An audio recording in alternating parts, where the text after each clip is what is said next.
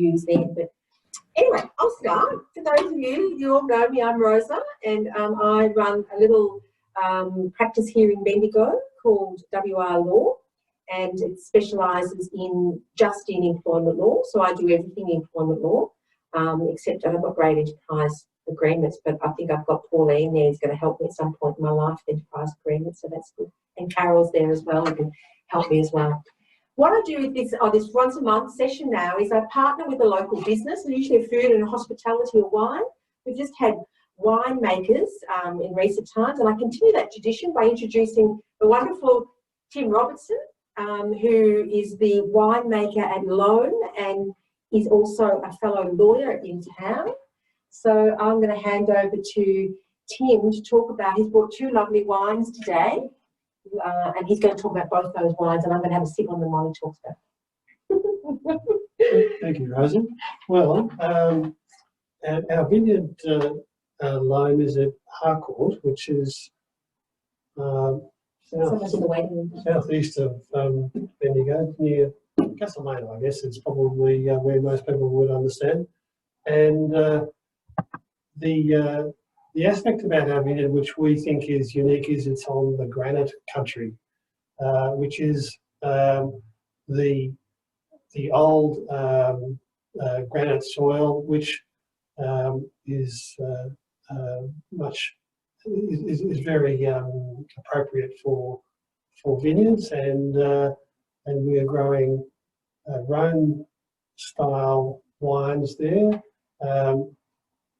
In some respects, mirroring the sort of varieties that you would find in the Rhone Valley in France, and the sort of topography and climate. So, Rosa, I thought we should start perhaps with the white. I can't wait. I've been holding on all day waiting for you, all right? This is our 2017 Viognier Marsanne Roussanne. So it's a traditional Rhone Valley blend, and we should perhaps have a taste, and then we can talk about the wine itself. Cheers. Santé. Santé. Good health. Yeah. How did you come to be interested in wines from the Rhone Valley region? What piqued your interest in that? I had been growing grapes in my backyard when we lived in Bendigo many years ago, and it's one of those hobbies that got a bit out of control, and I eventually bought a paddock and started a vineyard. Like my husband, he planted 3 trees, and next thing he planted 14,000 trees. So it sort of got a bit out of control. That is really beautiful. Thank you. So the Viognier gives it an aromatic character, and the Marsanne is more of a herbal character, and the Roussanne is more floral. So what we're trying to do, I suppose, is to achieve some of the characters of each in a combination, which is really the sort of wine that you would have with things like cheese and fish, and it's quite versatile. It's very aromatic. It's beautiful. Yeah. So it's not a sort of a fresh or crisp wine, but it's more of a savoury style. It's very smooth. Yeah. Thank you. And so, how long have you had the actual vineyard now then in Harcourt? This is our 13th season. Wow. Yeah. And you supply a few other wineries around. We do. We still sell grapes to other local vineyards, and we make about half the crop we make wine from. And how does law fit into all of this? It sort of fits around your winery? Well, it's been there have been so many weekends devoted to the vineyard. I've well and truly lost count, but it's now more established, so it's a little bit easier to manage, and I find that it actually works quite well in a COVID situation. I can duck out in the morning and do a few tasks, and the same in the evening, and I work during the day in front of my laptop. So it's a nice mix, really. I mean, the appeal for the vineyard for me is that it's outdoors and it's a little bit of horticulture, farming, and very relaxing as well, yes, I imagine. I find it's really appealing. So a lot of history in the wine industry in Bendigo, and It's a fabulous region. That's why I wanted to do it. I thought, what better way, particularly before we get back into stage 3, to support local businesses, those ones who've been decimated the most in the hospitality field, to, and I love, if people who know me know I love a glass of red or two and white, to bring both together. And the whole point was that, you know, laws are changing so rapidly, particularly during COVID. It's almost impossible to keep up. It's hard for me to keep up, and I'm sitting in front of my laptop every day doing it, let alone business owners and HR managers. So I thought it'd be a lovely chance to sit down at the end of the week. I was doing it initially, you know, weekly, fortnightly, and to have a glass of wine. I used to have a bit of a platter of cheese, and we could just sort of, you know, have a little bit of a chat about the cases. So that's how the whole idea came about, and it's been going gangbusters. It's just been, people have been really supportive and loving it. We might have a bit of a go of your red. Do we need some more? I've got some glasses behind us. okay. The smell is just. Okay. My husband's a Shiraz nut, so maybe he'll try the Shiraz. And you're not open at the moment. Are people doing? You doing cellar door at all? People can come there at all, or not? Not at the moment, but we expect that a planning permit application that we're making will be approved very shortly. And is there a few more? Oh, No? no, you have. We'll share one, Mum. You have that one. Okay. My husband loves it more than me. Plastic. Thank you. Cheers. We'll do the cheers, then you can drink the rest of it. Oh, it smells divine. So, Oh, that's divine. Rosa, Shiraz is a real staple in the Bendigo wine region, and what do you expect from a Shiraz here? Well, this is, to some extent, I have a sort of modern interpretation of the tradition. It's an earlier pick style. It has 18 months in old French oak before it's bottled, and we're trying to preserve that freshness and have a wine which is slightly lower in alcohol and has a vibrancy about it, so that it's a good wine. It doesn't feel as heavy as a lot of Shiraz either. It's a bit lighter, I think, lighter and brighter, and that's the message we have from many of the restaurants in particular. So on that point, where can you get your wine in town? Well, talking of restaurants, you can buy it at Mason's. Lovely, of course. A very nice restaurant here in Bendigo. At Wine Bank on View. Yes, again, a lovely venue in Bendigo. And also at Harvest in the View Street. Very nice. Harvest Cafe.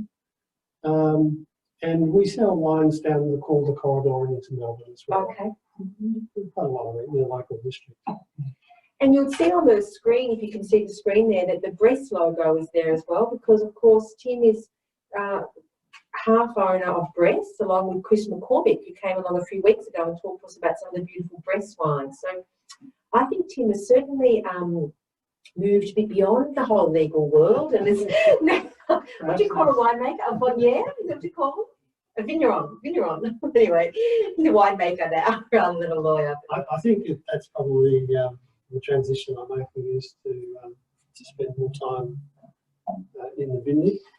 So Bress is a wonderful brand, and has been established for almost 20 years, quite close to where Lome is. And the owner, Adam Marks, has retired and gone to Queensland, and so Chris and I have bought the label and the business to keep it local and to have the benefit of that pretty substantial goodwill the particular styles of wines which have been made under that brand for a long time. I think Greece is one of the iconic wines of the region, really. We think it's compatible with Lome because Greece really focuses on Burgundy styles, Chardonnay and Pinot Noir. And I had with lovely Lome, Pinot with Chris. with Lome, we're doing more Rhone styles such as the Shiraz and this white wine. But I know Tim has moved on from law because very cheekily the other day when I was talking to him, I said, will you come and open a law practice with me? And he said, no. He said, I think I'm more of a winemaker these days. So anyway, on that note, let's go and talk about a couple of cases. Chin-chin. Chin-chin, we're doing a chin-chin. We're going to And the other thing. look at the camera. Right, I'll go back a little bit. Let me go back a little bit. I want to talk a little bit about who I am. Most of you, of course, know who I am. I've worked in this space, and although I've got very youthful skin, it's probably about 30 years now, either as an HR person, an employee relations person, and a lawyer. And I've worked in-house as a lawyer. I've worked for a national firm, and so there's not much I haven't done.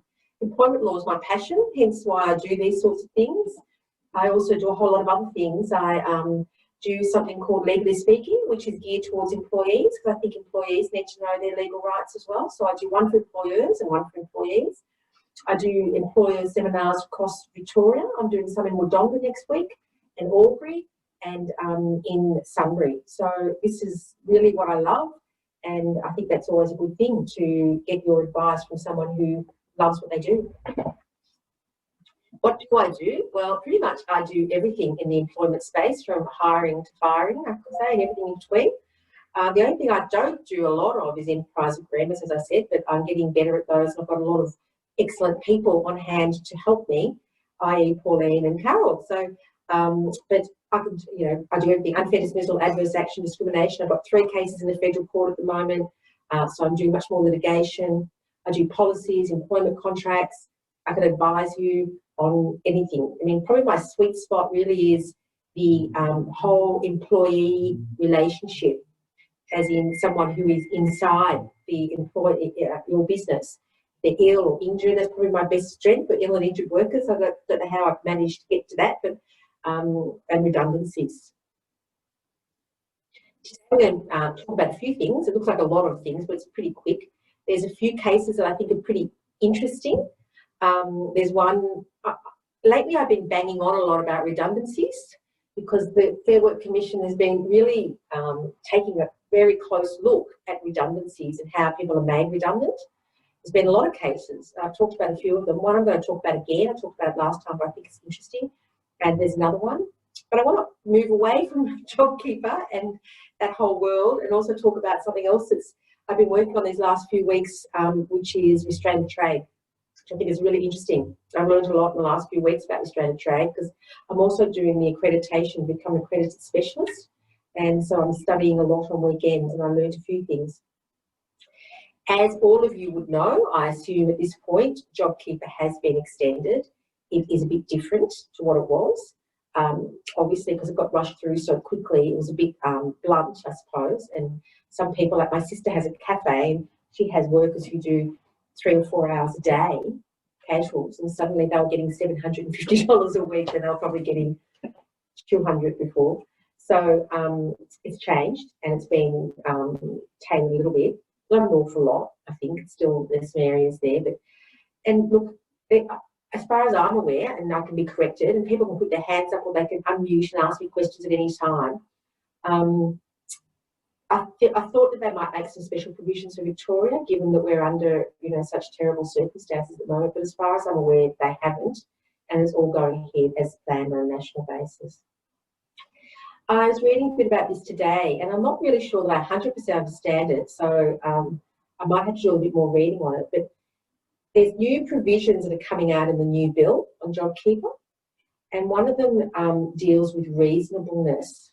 There was a case which I'll talk about, and it's really about they're changing the provision or the section 789 GK, where a JobKeeper enabling direction given by an employer it doesn't have to be reasonable. It has to be. It doesn't have to be complied with if it's unreasonable in all circumstances.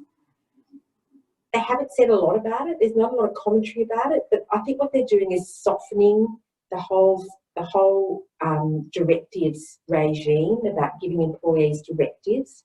And I'll do a little bit more research on it and come back to you on it again. But I think part of the reason it got up, I might just move by. I can see myself and I can't see my PowerPoint, which doesn't help anymore. I'll put you down there. That's it. So the employer directions, there was a couple of cases where it was applied quite unfairly.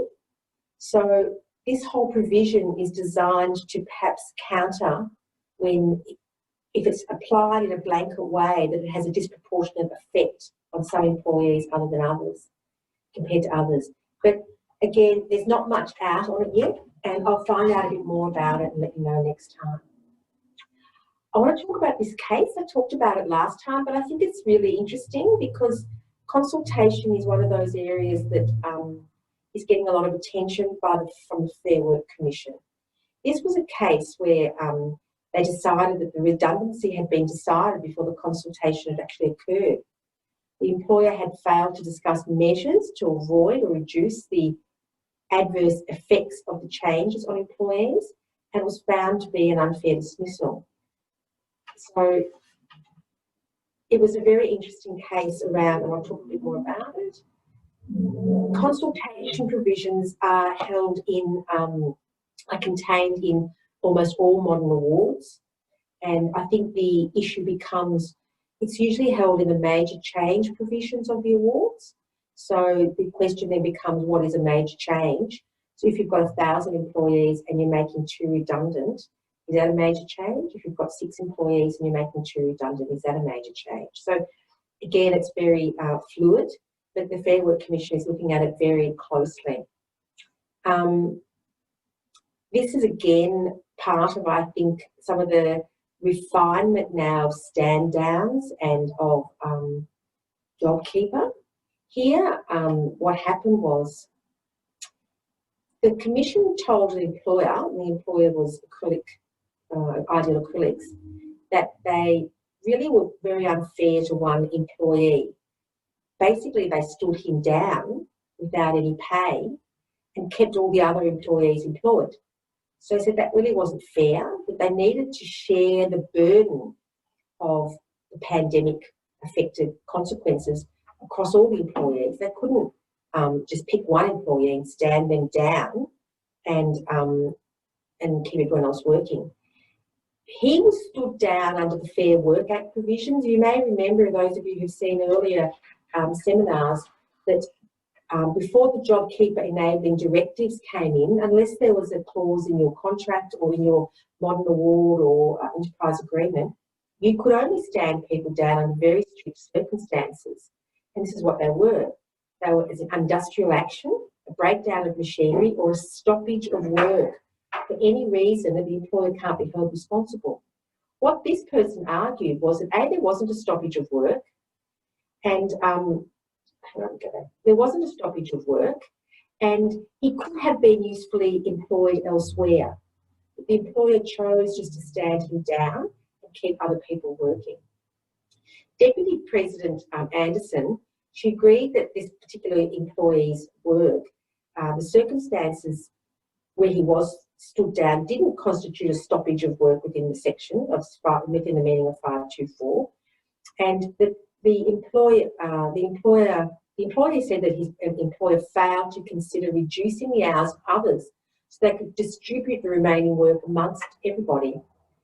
And Deputy President Anderson went on to say, it's entirely legitimate, obviously, for business owners to make difficult decisions regarding these difficult times, but their implementation should be conditioned by a principle of fairness. They shouldn't just pick one person and stand them down. So she said, instead of implementing a system of fairness, they chose to impose the entire burden of the reduction of labour on one employee while retaining the other employees. A fair approach would have been to apply it equally. So it was inconsistent with the Fair Work Act, and compensation was paid. Not a lot of compensation, but compensation was paid. Again, I'm finding it really interesting how closely the Commission is looking at how these decisions are being made. This is another redundancy one we'll talk about. This was interesting because, again, it's very challenging to make someone redundant and have an ulterior motive. You've always got to say, you think to yourself, how am I going to answer these questions if I'm up in the witness box being quizzed by a very fine, sharp mind of a commissioner or a federal circuit court judge or federal judge? So in this case, an employer restructured a senior manager out of his role and didn't consider him for a new role because he was considered an underperformer. But they found that it was unfair dismissal and compensation was awarded. In short, there were two state management roles. They got rid of the two and made one. But the applicant in this matter was not considered for the new role. Deputy President Dean accepted that there was a redundancy, that the collection of duties of senior management reform didn't need to be done by anyone anymore. And those of you who have been to some of my seminars where I've gone through what you need to consider for a redundancy will know that is one of the key tests you need to meet. However, that there was evidence, undisputed evidence, this applicant had the skills and experience to take on the new role. What seemed to be key was the relationship had broken down between the parties, and they just didn't like each other, or more importantly, the decision maker didn't like the applicant. He said, I wasn't getting a return on my investment. I couldn't communicate. The relationship was coming to that breaking point between us. So basically, he picked the person he didn't like and made them redundant. What was held in the end was it would have been reasonable in all the circumstances for that manager to be redeployed within the employee's enterprise.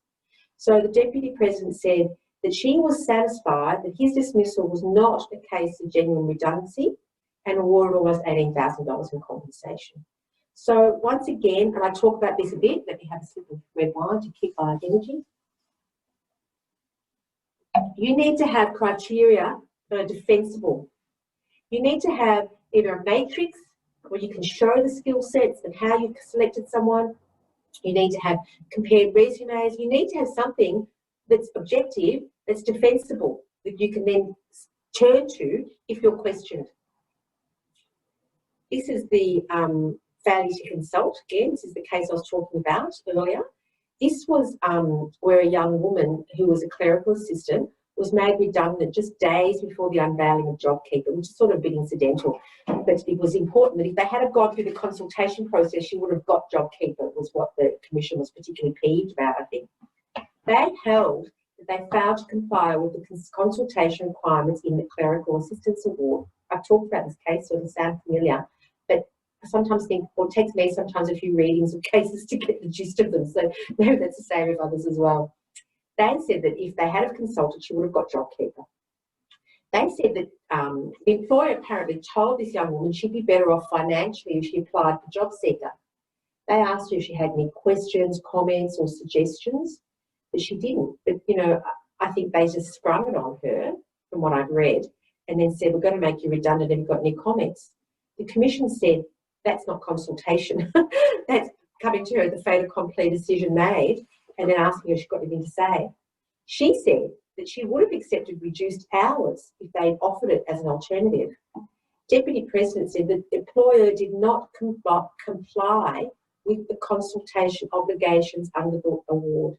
Merely asking employers, do they have any questions, comments or suggestions, just doesn't cut it. So this is the whole world of JobKeeper, redundancies under JobKeeper, changes to JobKeeper. I reckon we all need a break from JobKeeper and COVID, so let's go into restrained trade.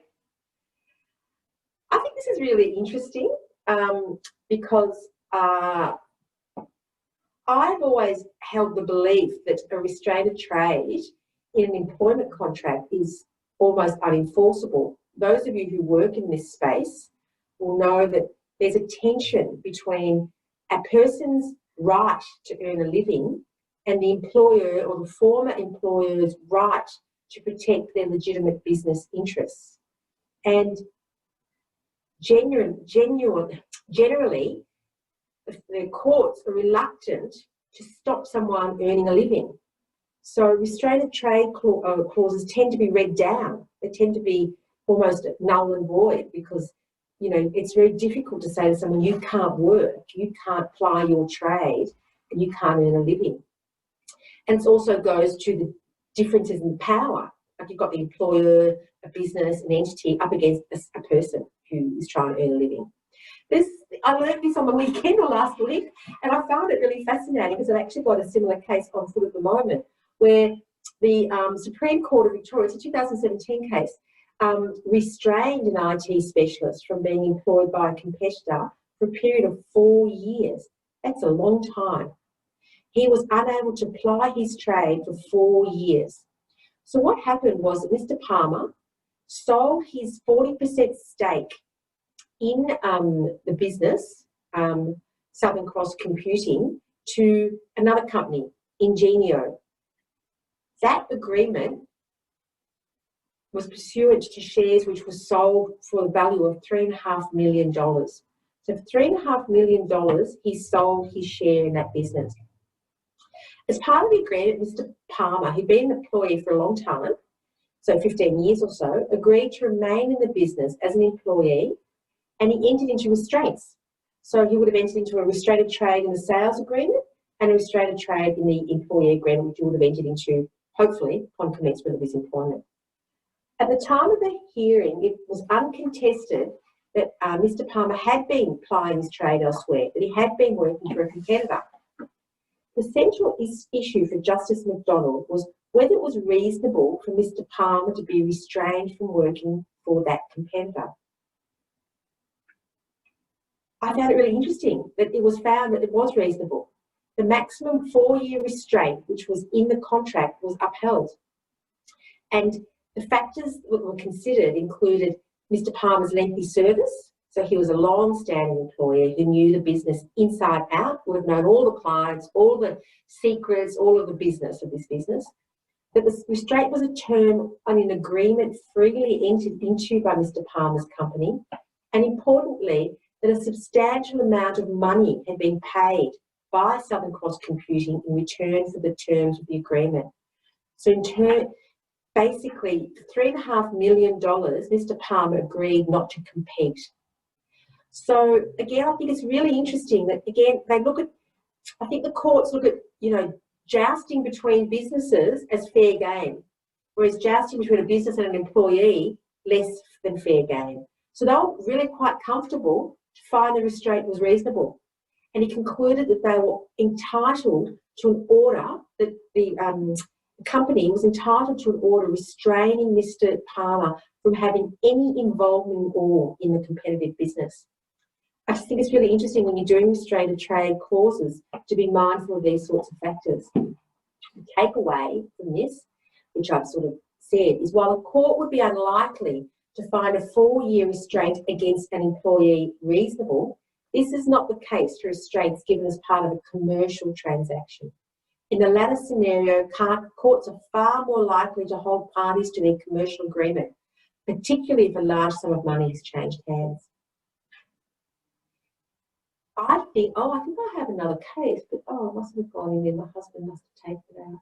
The other case I was going to talk about, and I'll just talk about it verbally, is a case where a person tried to get a restraint of trade.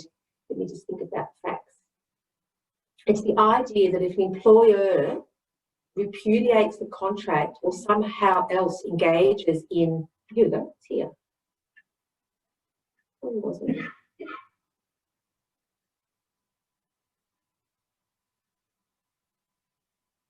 Here it is. The restraints of trade and ever an employee are not enforceable in a repudiated employment contract. This is really interesting. So again, I've said that usually an employee can't, it's really read against the employer, against the company. But in this case, it was definitely read against the company because they, in fact, had breached their own employment contract. So what had happened was that this particular employee had had bonuses written into his employment contract, as well as strong restraint of trade clauses if he left.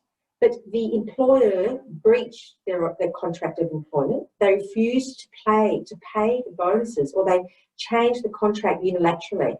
So If an employer repudiates the contract, an employee can either accept that repudiation by saying, you don't want to be bound by this contract anymore, so I'm accepting that and I leave, or accept it and say, I accept your change to the contract. In this case, the employer said, you don't want to be bound by the contract, you've agreed to pay me bonuses, you're changing the contract, I will now leave and not accept that change. So what happened is obviously he then went out on his own, and they tried to uphold the employment, the restraint of trade in his contract. The court said no. It said you repudiated the contract. You can't then rely on terms of that contract because you've repudiated it. So they said, in our opinion, the judge, because remember this was an appeal decision, so the judge in the first instance did not err in concluding that the employer should not have injunctive relief, which it sought. Our overall mission is that it must fail. Their claim must fail. And the reason was that, like in equity, the law of equity, you've got to come to a legal matter with clean hands. You can't have done something wrong, like repudiated the contract, and then seek to rely on terms of that contract later on. You've breached the contract. So again, it's very interesting law around restraint of trade. It's complicated law, and it sort of creeps into the whole world of commercial law. So at the moment, I'm partnering with another commercial lawyer in town on the matter, but it's very interesting law. So we go to the end. There we go. Restraint's not enforceable yet. Here we go. I've got that. Oh, I'm going the wrong way. Sorry about that. I think the important thing to be aware of, or what I say often is, when in doubt, get legal advice, not just because I'm a lawyer, but I think when you're in doubt, employment law is complicated, get legal advice, get it early and get it often. I suppose I also want to talk about a couple of what people say about me. I've been here for 12 months now, just over 12 months. And I opened a law practice just before COVID, so that was all fun and games. But there's a couple of lovely testimonials that I've received recently. And one's from a local accounting firm that said they recently engaged me to provide ongoing advice, and they found my advice to be concise, extremely helpful, and they recommended me highly to their colleagues. The other one was from a plaintiff. This was really a lovely one, where this guy had been treated really appallingly by his employer. It was quite a long testimony, but I'll just cut out this last bit. And it says, I have no doubt that without Rosa's professional advice and assistance, I would still be battling for my basic rights as an employee. She was worth every penny, and I would highly recommend her to anyone needing workplace relations legal advice, which was very nice thing to say. Where can you find us? Well, you can find me at wrlaw.com. You can find Tim at Lome Vineyard or at Breast Vineyard. And I think Tim might have a little sweetener. If anyone mentions, I haven't told him this, but he might have a little sweetener. If anyone mentions this session, he may sort of give you an enticement to purchase some of his wines. Well, happy to do that, Rosa. Though you have caught me by surprise a little bit, but we're happy to offer wine purchases from our website and a 10% discount and free shipping, and that's wherever it may be. So I'd encourage you to have a look on the website, or both websites, for Lome and for Breast, and see what's there. If you have any questions, feel free to ring me. The phone number is on the website and or websites, and we're happy to assist. If anyone's got any questions now, does anyone want to unmute their microphones and ask either a wine question or a legal question? Pauline, you're typing away there. Are you typing to me or? No? So you're in the chat? Technology is a bit baffling. You're muted, Pauline. Unmute yourself. Someone said to me, that's the phrase of 2020, unmute yourself. Yes, it is, Rosa. No, I was just writing down some details about yourself and the winery as well. Can I just say I found that very interesting. I don't know whether you know whether the decision that you read on the restraint of trade for the 4 years, was that just with that competitor? Oh, I don't know, but I would say that it was a broad. I've got the link to the case. Have a look, but it certainly was with that company. But reading it more broadly, I would say that it's a restraint of him competing. And you know, there's a lot of consideration. $3.5 million he got to be restrained. So that's certainly enough to keep him alive for 4 years while he's taking out his restraint. But it's really interesting because restraint trade, as you know, Pauline's a very experienced industrial relations person, is tricky. A complete waste of time, really, usually. Well, yeah. Except if the employer's repudiated the contract, that'd be nice. Then you can get it sort of, you can say, well, you can't restrain me because you're the one who, you know, mucked us all up. Interesting. Yeah. I think we've been over JobKeeper and stuff, so I might talk about other things for a while. Has anyone else got any other questions? Carol or anyone else? I can only see Pauline. So everyone's very shy. There's no videos. No? Any wine questions? No? Well, that's it. Let's have a toast. Thank you for coming, Tim. Yeah, thank you, Rosa. I hope you all enjoyed that. If you've got any questions, either of Tim or me, please don't hesitate to make contact with either of us, both of us. And if there's anything that we can help you with in any way, then please let us know. Cheers. Have a lovely weekend. Thank you. Thank you. We've now got to work out how to get out.